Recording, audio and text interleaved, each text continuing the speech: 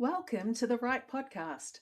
I'm your host, Sarah Williams, best-selling romance author, book coach, and founder of Serenade Publishing.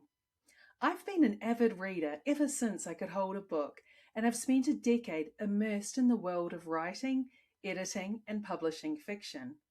I know firsthand what it takes to turn a love of storytelling into a sustainable, soul-aligned author career.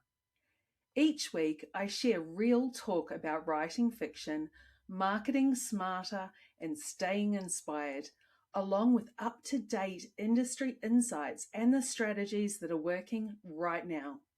You'll also hear from fellow authors, editors, and industry experts who are out there doing the work and making waves. Here, we put the woo in the work of writing, publishing, and growing your author business. Think of this as your creative business pep talk, packed with heart, hustle, and a little bit of magic. So get cozy and join me. Your writing journey starts now. If you've ever called your writing just a hobby, while really hoping it could be so much more, this one's for you. Because the woman I'm talking to today started exactly there. A stay-at-home mum, writing at night, hoping to make a little coffee money. And she built something most authors never let themselves picture. I wanted her on the show because her story isn't luck. It's a series of decisions about her books, her business, the team behind her, and who she decided to become. I think you'll hear yourself somewhere in it. Let's get into it with Willow Winters. Willow Winters, welcome to the Right Podcast. Thank you so much for having me. I'm so excited to talk all things business. Yes, absolutely. Now, you are a seriously very busy woman, so thank you for taking the time to talk to me. I know you have a lot going on. So I would love if you can take us back to that first night that you sat down to write with a newborn in the house. Like, what was going on for you? Well, she was on my chest too. Oh my God. Because I could not put her down. So all throughout her pregnancy, my little Evie, who's supposed to be upstairs cleaning her room right now, I read romance book after romance book after romance book. And then I had my baby girl and she would not let me put her down. And I had all of these stories in my head. And I thought, let me just open up my computer. I actually read on Kindle Cloud. So I used to read on my computer, and I would bring my computer up and I just didn't want to read anymore. And I thought, let me just write this, make a little bit of money. We were broke as a joke. And I went from being salutatorian in high school to 2 degrees in college to being a stay-at-home mom. And I had a toddler in Jax and I had this newborn. And I was like, if I write something, I think I'll love it. And then maybe I can make a little bit of money. I had no idea that within the year I would be asking my husband to quit his job as a chemist. He's really in biology background, but his title was a chemist, to help me to run this. And I told him, I said, I just feel like there's something really big here and I really love it. And I need your support with the kids and with the business. And we are 50-50 partners in this and CEOs. I do joke that he's probably 51 and I'm 49 somewhere in paperwork because I just sign everything. He does all the boring things basically. So yeah, it's been a wild ride, 10 years now. 10 years. Wow, that's such a long way to come. And within a year, he was quitting his job. Yes, times were very different back then, though. I mean, back then, very few people ran ads. Instagram wasn't a thing, let alone TikTok. It was primarily Facebook groups, and you could post the link back then on social media, and it wouldn't suffer in the algorithm. And you would write it. There was no cover reveal, there was no fan art or anything like that. It was basically, much smaller number of authors as well within this community. And everybody knew when everybody was releasing, and you would post that it was live and bam, it would just be in the top 100 of Amazon. And they would shuffle out very quickly. And it was majority romance books in that top 100, like 90 of the top 100 would be indie romance authors that had released that week. And they would rotate in and out. And it was quite a different world back then than it is now. But the business is thriving now. But I made a lot of pivots earlier on, 7-8 years ago, that were seen as kind of disadvantageous and a poor use of time and money. But I needed that stability because this industry is quite like athletes, where you do have this boom of income and then you're kind of used up, and you need that stability. So I wanted to make sure that I created multiple revenues, and I'm very happy that I did. Yeah, absolutely. My first book came out 9 years ago, almost 10 years ago. So, yeah, I definitely remember, that period of time. It was For me in Au wild. Yeah, and for me in Australia, I was, one of I wouldn't say the first, like that top first, but definitely in the early movement of self-publishing. And Mhm. here in Australia, everyone was like, "You little self-publishing business." Yeah, it wasn't yeah, it wasn't respected at all. We still have a bit of that stigma, a lot of that stigma for people who aren't educated.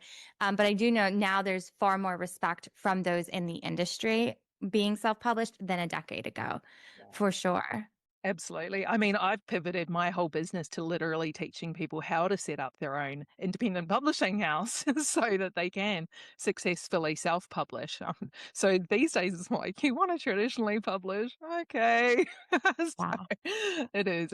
It's wild to see how it's changed. I definitely love having the control of rights and decisions, whereas I know the trad published authors That don't does not. necessarily get that. Yeah. Yes, and nearly every author friend I have who's traditionally published is either doing a joint venture within that publishing house, which is not common, or and you have to come with your own money as well, or they have a full-time job doing something else, or they also indie write.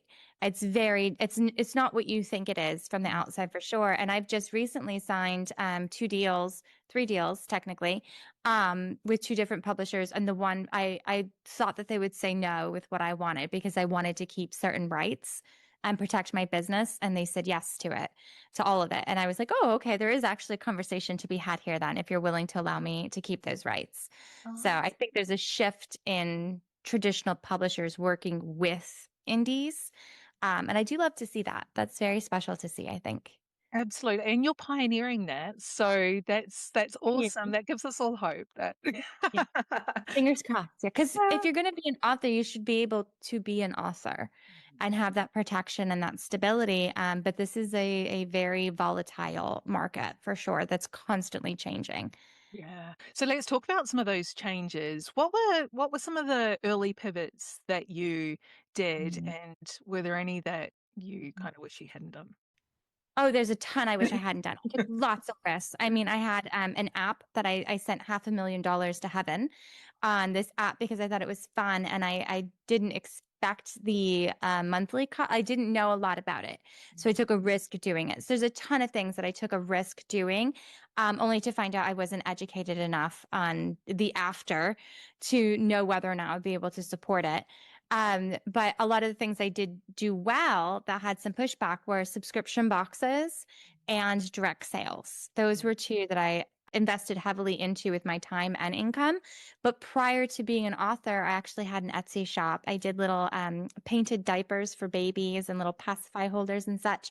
And I've always had that kind of entrepreneurial mindset. When I was in high school, I also had an Etsy shop where I did Tear Bears, which is like a fun thing for scrapbooking.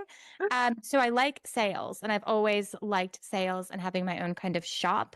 And one thing that really is shocking to me is how traditional publishers, you don't buy the books on their website. They don't have direct sales. If you go to a publisher's website to buy, it takes you to the retailers. And I've always thought that's quite odd that they haven't figured out a way to do direct sales and get more of that income and create a platform. And I do think there are some consequences of not creating that kind of build and infrastructure. But also, if you're going to, as some people do, they just want to do what they want to do and they want to do that. And then you have, AI coming in and other things that can't be accounted for, and there's less cash flow to be able to fight those types of things. No, I think before we start talking about subscription boxes and direct sales, which I am so keen to sink our teeth into today, I would love to, first of all, just talk about your books real quick. Like, how many have you got, what genres, and those sorts of things? All spicy romances, all happily ever afters. Some are cliffhangers with 4 books for a couple and they're 800 pages. Others are short stories or novellas. I've co-written, I think almost 20 now with other authors. And then I have an additional, I believe around 50 that I've written myself. And I write about 50,000 words. I wrote faster in the beginning, but there was a lot less to do back then than there is now. And now I thought when the kids got older, I would have more time to myself. And that's a lie. That is absolutely a lie. I have so much less time with the kids being older. So yeah, I have at least 70, I believe a bit more. And that's having all the short stories in collections. So rather than on their own. So I've written quite a lot in 10 years. Excellent. So your online store, it's with Shopify? Yes, it Yes. was originally with WooCommerce, and we transitioned, I want to say 3 or 4 years ago, to Shopify for accounting reasons. It was much easier to set it up, and my website designer and my accountant are much happier now. Yeah, right.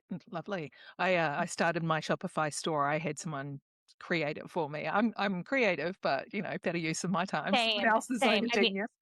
exactly. We should be writing Yeah. and doing our main thing more than anything else. I have friends who do all the things, and I'm like, I don't know how you have the time to learn that, let alone do that. Like, so yeah, I try to outsource as much as I can so that I can focus on writing and also social media and content because I really do enjoy social media. Yes. So you started your online store, and were you just selling like paperbacks and ebooks through there? I know you do special editions now. When did you start doing that? So I started with I had some merchandise I got for giveaways.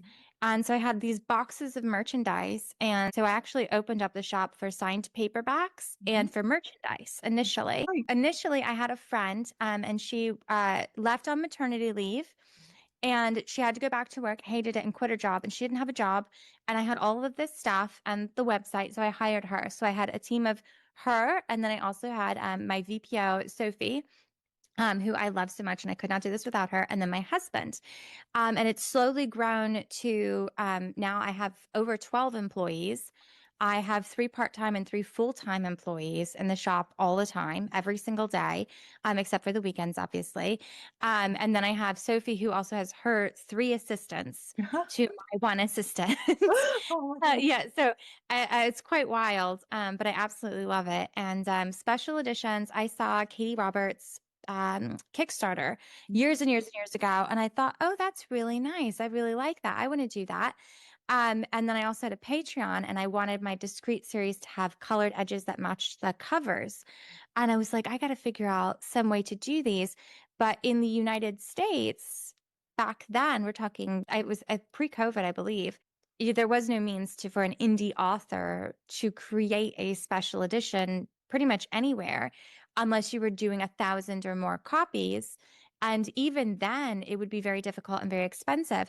So I started hand pressing. I had a company who would send them separated, the covers from the interior, so that we could spray paint the edges and then hand press them because that was easier than taping. And my husband saw me and he kept watching me, and it'd be late at night and I'm pressing and he was like, I'm going to get us machines and we're going to have machines in our garage. He found them, he got them. It had a weird thing with electrical where it's a different type of voltage or something.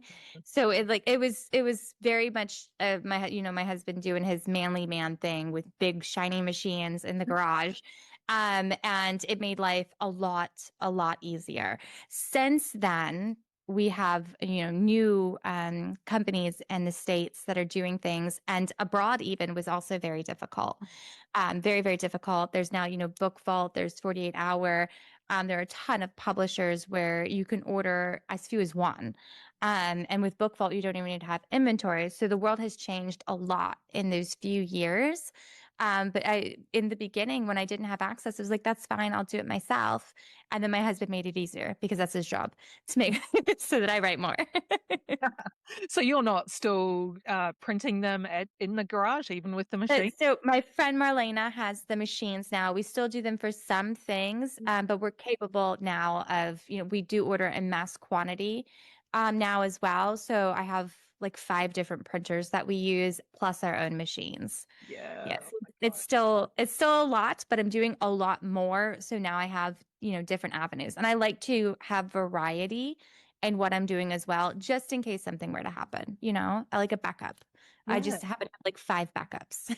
absolutely. So you mentioned 48 hours. Are there any Yeah. more printers in the US now? There are some in the States, but you do need to do bulk ordering for them, which I know can be difficult for indie authors specifically. Mm. Same thing with 48. The more you get, the cheaper they are. But if you're doing like Book Vault, you don't have to do bulk, but the shipping is higher because it's a UK printer. So there's pros and cons of all sorts of things. They have the intention of a US Awesome. factory as well, which I would love to see. There's also a lot of things happening behind the scenes with a number of different companies who are also working with Book Vault. I love it. I get like little tea here and there. I love doing all the conferences because I like hearing what people are doing. And then like I'm like, oh, I like this company. Oh my gosh, they're talking to them. It's like two friends who you know separately who have started dating. It's very fun. But I do have high hopes for these things to be streamlined and available all over. The EU right now, I'm having a very difficult time delivering to. So I would love a shipping fulfillment center of some capacity there as well, because those laws are constantly changing and it's difficult to keep up with. Yeah, absolutely. Oh, that is incredible. So when you do a order, say for one book, like how many books are you ordering of that At order? that, usually it's 1,000 at minimum Yeah. that I'm ordering, and well, that's not true. If it's for Patreon, those numbers are lower. It's a few hundred in paperback, and then a few hundred in hardback, and they have two different styles. So that's placed monthly. And then I have well, Book Vault. Some of them I don't place orders of at all. It's just available for drop shipment. So I'll put it on my site. I'll get myself a copy, show it off, and if the readers want it, then they can purchase it that way. But primarily it's about 1,000 is what I typically do if it's not Patreon. Yeah. Wow, that's awesome. All right, Thank let's talk you. subscription box and book club. Tell me Yes, about how did it start and everything. and that is why I order 1,000 at a time minimum because I have 1,000 subscription boxes. I love them. It's difficult to grow that part of the business to expand on it because the cash flow needed to get everything ahead of time to have them go. So I'm very slow and steady with expanding on subscription boxes.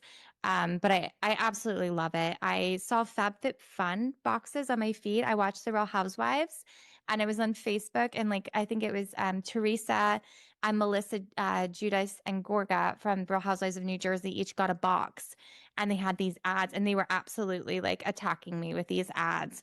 And I thought, oh, that's a grabby item. Like a grabby by meaning like it's so cute, but I would never buy it for myself because it's so like expensive and you know it's not a necessity and obviously I have these kids and they take everything from you Yeah. and you can't have nice things when you have kids either.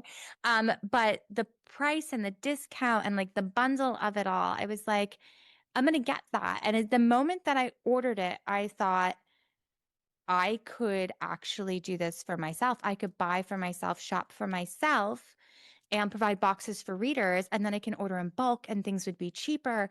And it literally hit me like a whirlwind because the entire reason prior to even writing, when I had that Etsy shop with the diapers, painted cloth diapers and such, is it would be cheaper for me as a mom to buy in bulk. And I thought I could buy in bulk, make these cute, sell them, and then I can get what I need, but also provide things and have a business. So I was like, if I want to go shopping, I'm going to go shopping for merchandise from my shop so that I can get what I want. And then I can provide that to everybody else. Also, I like to think that I am my reader. So if I want something, I bet that they want that too. So I really try to keep my boxes grabby and like these higher end merch items or useful merch items along with special editions. Now there's special editions. Yeah. They used to be just standard editions.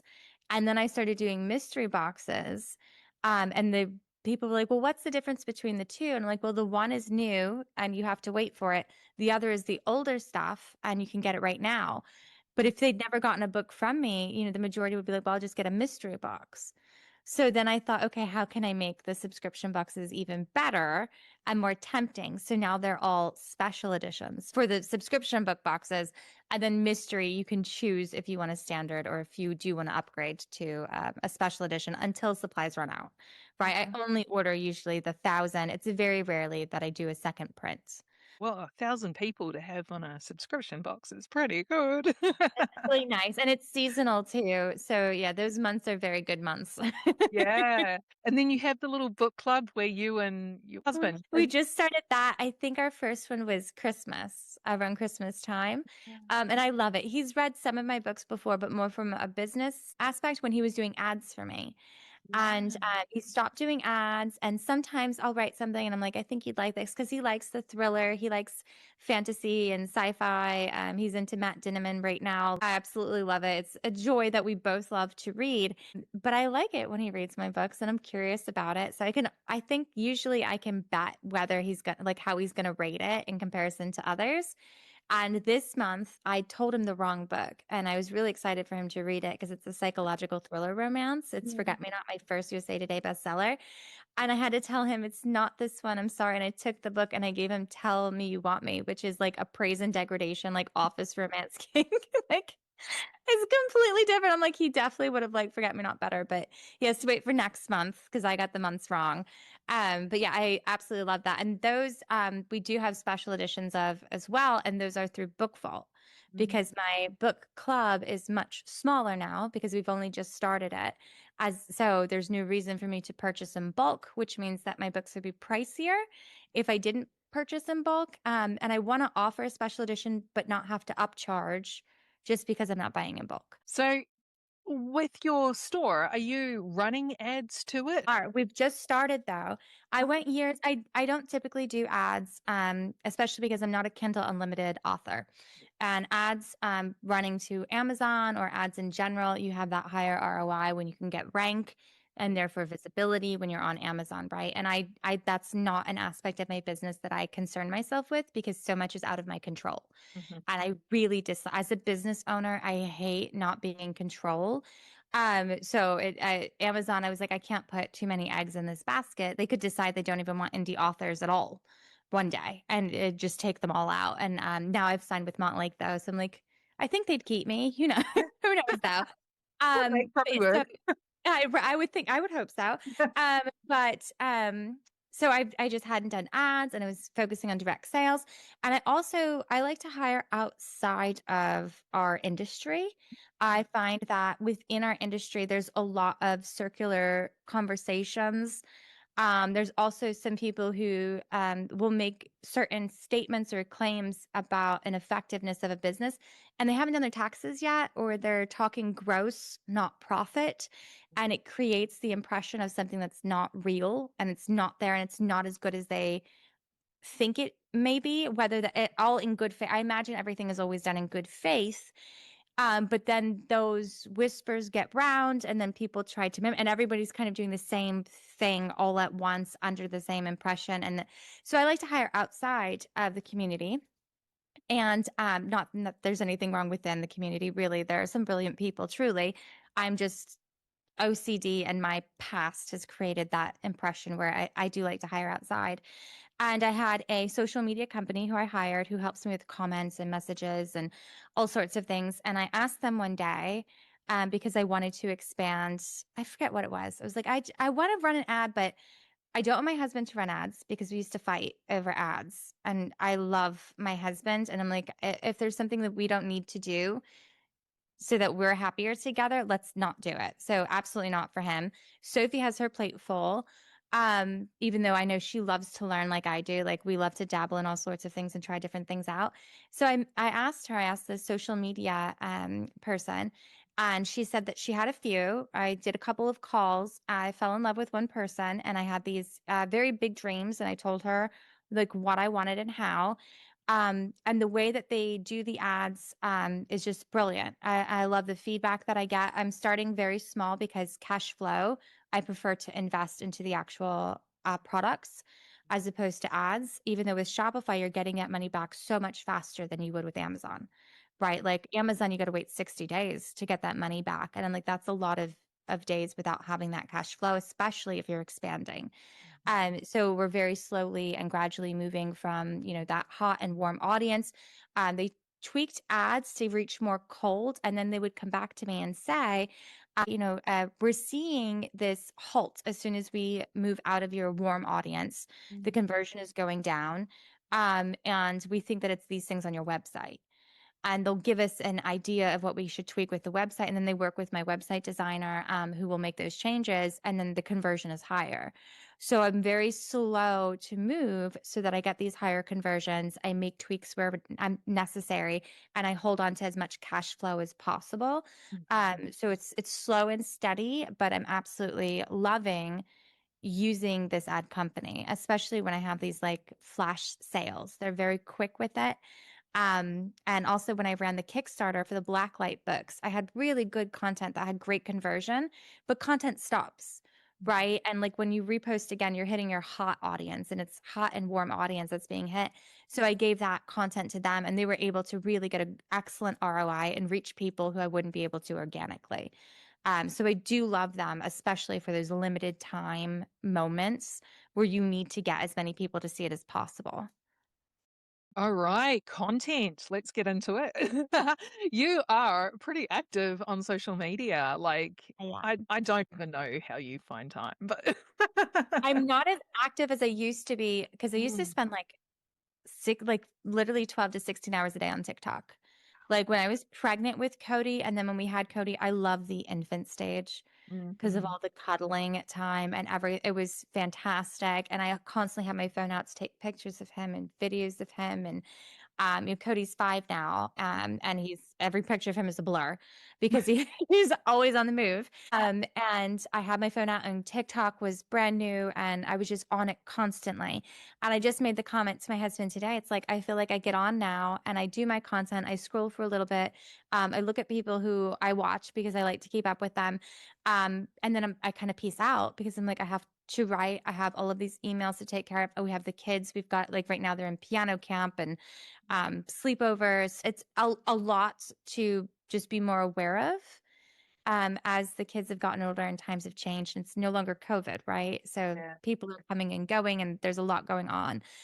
So I've slowed down a lot, but I still love it. I do. I love trends, and I love watching the changes.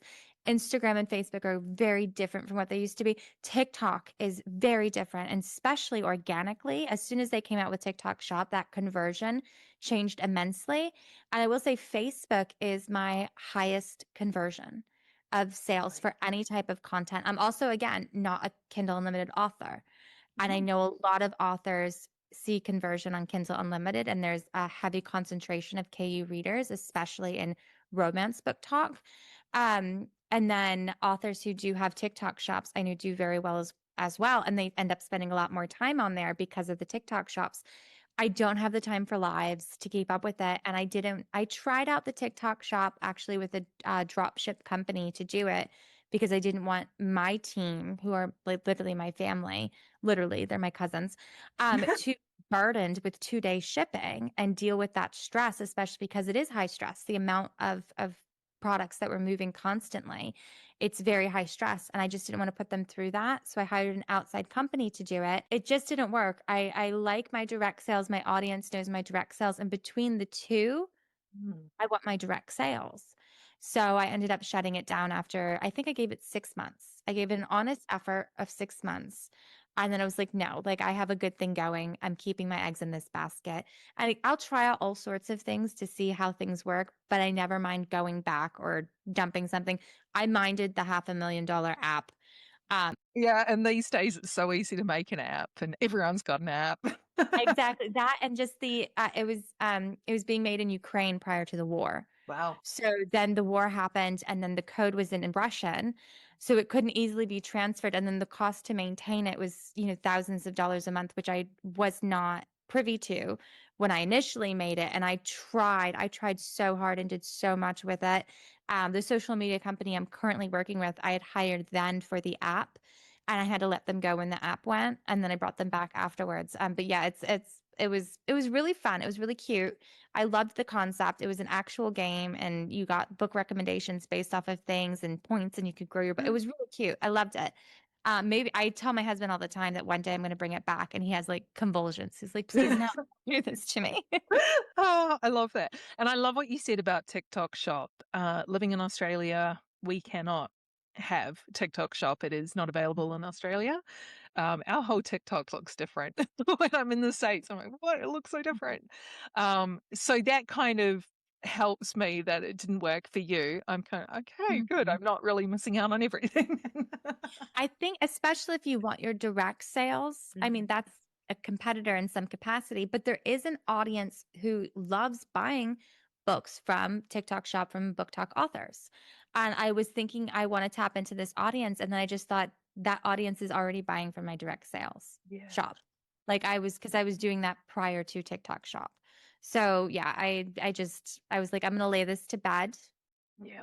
But you never know what'll happen. Yeah, absolutely. Have you ever had a moment where you just feel like you've almost burnt out? I have had so many moments. In fact, specifically with my shop, I was doing pack a mystery boxes with me every single day. Last winter, it was right after my birthday and it was snowing. And I got in the car to go to the shop, and the roads were a little icy. And I just thought, what am I doing? I have literally thousands of videos, thousands, because I've been doing this for years of pack a mystery box, go into the shop, literally, I'm like, I do not need to do this. And I got to the shop, I'd forgot my phone. So I used my cousin's phone to do content, asked her to send it to me. I get in the car to come home and I got into a car accident. And it wasn't bad. It was fact, it was so slow that it was in my neighborhood. I was making a right and there's dry ice and my car slid and I thought, I'm gonna hit that curb. I'm not gonna hit that curb. I'm gonna hit that curb. I had that much time to literally think about it. But it destroyed the axle of my brand new car. It was yeah. I came into the house crying and I was like, I'm so sorry. Like, it was awful. And it really took me out of it for a while. And I text Sophie and I said, I'm not doing social media this month. I said I didn't have Christmas off. I worked, I was on deadline and I was just busting my ass and I wanted to take a vacation. I didn't take a vacation. And my son's birthday and my daughter's birthday are both in December, my youngest son. And they're like, I was just crammed and so stressed and so burnt out. So the team pivoted, and that's actually when we hired that social media company to help with, because I would have a viral post and there's thousands of comments asking for a link. All you have to do is say it's right here, or many chats exist now as well, but a lot of people don't see it or some content doesn't have it. So I just needed somebody to go in and do that for me so that I could just log off. Yeah. Just for a minute, just to calm my nervous system and not be in that like fight mode constantly. And I do love what I'm doing, but when you're not allowed to stop, or when you're fearful that if you stop things will fall, that can have such a detrimental effect on your psyche and your nervous system. And it did, to the extent that I literally told her, I said, I'm out, I'm not doing anything, I have to finish this book and take care of myself. And that's what I did. And I literally pieced out, and we used old content and graphics and adjusted things. And Sophie was there. I can't not do it. Right. So I would wake up and do something, or she would be like, can you take some pictures of this for me? And I'll snap them and everything. And I'll go on to read messages and respond to certain things and such. But for that time, it was a good 6-month period that it ended up being, where it was like, okay, I feel better now. I can get on now and I can do things now. But then that's one of many times that I have hit walls. But that was, I think, the most recent one that I hit. And no, because there's one after with writing, and I decided I'm not writing on weekends anymore. Yeah. Yeah, because I have 3 kids. I like spending time with I like my children. I want to be there. I want to be present also with them. So I typically don't write on weekends anymore either. And I just aim for 2 chapters, which for me is like 2 hours. I can write fairly quickly. 2 chapters a day, Monday through Friday, and I would like triple the amount of writing that I get done. Obviously, I can't write every single day 2 chapters. I wish I could, because that would be phenomenal. But that was another thing, was like, I'm going to make an adjustment because I am burnt out, and taking care of me matters, because if something were to happen to me, the whole business falls. So I need healthy balance. So yeah, that's every time I hit the wall, I'm like, we got to figure out a healthier balance. Yeah. Now, one more thing I did want to talk to you before we wrap up. You're doing some collaborations, which I am loving, especially the little vibrators and things. Yes, for Crave and Valessa. Yeah, Yes, love them. that's Yes, awesome. Did and they approach more you? coming. Did you approach So them? this The social media company who I hired, that is actually her area of specialties. Mm. So after I'd hired her for the app, 5, 6 years ago, whenever it was. And we parted ways. She grew her business like I grew my business. So when I needed somebody in that moment where I'm literally burnt out, I needed somebody that I knew already knew me and knew my team and that Sophie liked working with. So we reached out to her, and she had transitioned a bit into more of that PR and brand partnerships. So she took us on, absolutely, we could do this. And then she asked me, she said, do you want to do this? Because I'd done something with Balessa, and which is the vibrator company. And I liked doing it. It was fun. And she was like, there are a lot of other companies out here that you might really like working with, and you could make additional money. Like, I can get you another revenue stream. And I was like, okay, like, let's see this, try this out. Absolutely love it. I adore it. I have a wine brand partnership that I'm doing where we're putting like my slips to go over wine that pair with my books. I want a lipstick, we're in the works right currently with like a lipstick, and obviously Crave, I love, which are vibrating jewelry. And they let me do like my own brand as well. I have a lot of really fun partnerships. I've done lingerie. I like anything where I'm like, this makes me happy and this is empowering. And I really do like this product. I'm like, absolutely, I'll give it a go. I'll try it out and see what it's like. I actually got an email. I have an Aurora House air purifier. It's not a purifier, air filter, like a infuser. And I got an email from that company from marketing, and she said, "Hi, I love your books, and I'm a fan of you. And I was surprised to see that you are a client of ours." She's like, "Do you want to do something together? Like, it could be fun. And send me your address. I have freebies to send you." I was like, "That is so cool!" Like, it's just an extra blessing, just something really fun to do. And I really do like it. And again, it's additional revenue streams, which I love to add to help that stability in a very volatile industry that we're in. So 100% of people are thinking about it, but you do reach out to them. I will say primarily, like the Aurora House emailing me and Balessa messaging on Instagram. Like, I do get some. I used to get them for watches all the time. I'm like, I don't wear a watch. And I can't with the laptop. I have a permanent jewelry bracelet, but it's so thin that it's okay. So I do get some messages and invites for products that aren't the right fit. But for the team that I hired, and I pay them separately, for one for social media and one for PR management, and it's two different people within a company I work with for those different things, they will ask me they ask me, what are your wish lists? What do you love? What would your heart desire? And then they reach out to companies that fit that. And then they use the statistics from previous brand deals in order to present. And yeah, it's fantastic. I love it. Yeah, you're such an inspiration, and I love the You, multiple streams of income. I'm all there for that. It's brilliant. You definitely strike me as a very ambitious woman. thank you. What haven't you achieved yet that you really want to achieve? And I'm thinking for you, it's like a movie deal or something like that. I want to do movie deals. I love film. I love using IP in every way possible. So I'm 100% there in that avenue. But my big dreams, and the way that I know that I will feel secure and have, I want to retire everybody who works for me. Yeah. They've come to me in like a time of need and explosion, and they're there for me and they work their butts off. So I want to create that business that has that capacity. So the two things I think that would really, like, I would know like everything is secure is, one, I want to have streamlined charities where certain books go to certain charities. And it's just everything is streamlined and everything. So I can give back and do really good. And like that overflow, like my cup is so full that it's overflowing. That is what I want. There are a number of specific charities. And I'm actually launching a charity collection with, I think there's 26 other authors for the wildfires in Canada, as well as the earthquakes, the devastation from the earthquakes in Venezuela. So I believe it's Project Hope and the Canadian Red Cross that we'll be donating to for 3 different editions. And that's something that if I could be spending more time doing those types of projects, like that is where my heart lies, truly. And I think that would be amazing. I think it's like my purpose to spread love stories, especially, and then use that, to spread more love and more care and care for people. Then the other thing, I want to do fun things where, like, I write a book and you get like part of an ending, but the ending actually exists in a library somewhere.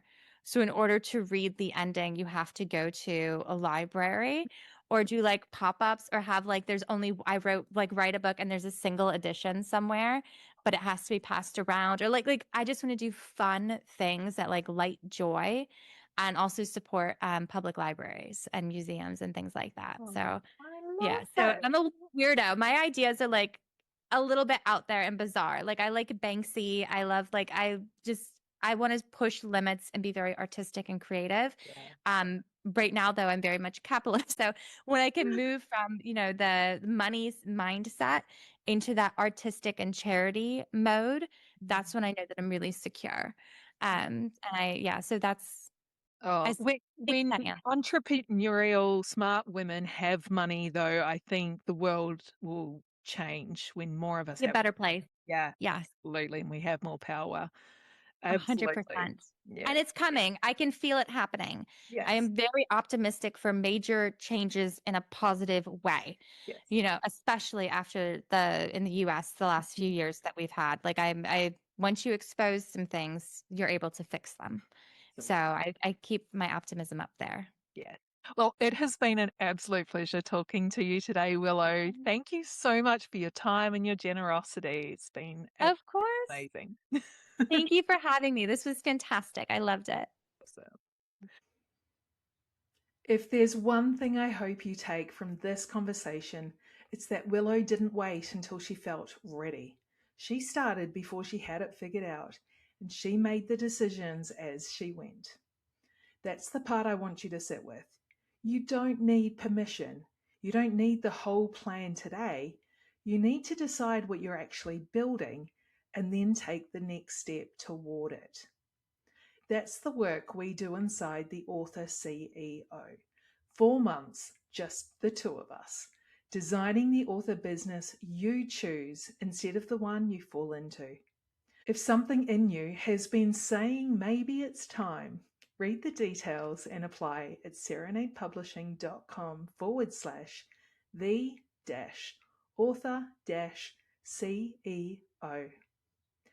Thanks so much for listening today. I'll see you next week on The Right Podcast. Thanks so much for listening to The Right Podcast. If you enjoyed today's episode, it would mean the world if you'd leave a review and share the show with your writer friends. It helps more creatives find their way to us. And don't forget to follow Serenade Publishing on Instagram and TikTok for more writing tips, publishing advice, and exciting events to keep you inspired. Keep writing, keep dreaming, and know that I'm here to support you every word of the way.